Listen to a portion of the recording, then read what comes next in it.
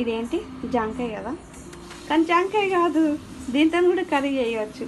North Indians, Marwadi, Gujarat ఎక్కువ తింటారు అనమాట. టెండా టెండా అంటారు దీన్ని. సో సేమ్ జామకాయలా ఉంటుంది, కానీ జామకాయ కాదు.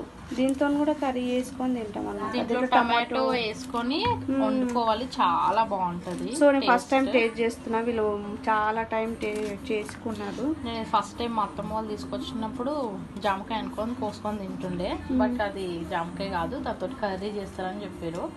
ఫస్ట్ నచ్చలేదు, బట్ అది టేస్ట్ చేసిన తర్వాత చాలా బాగుండే టేస్ట్.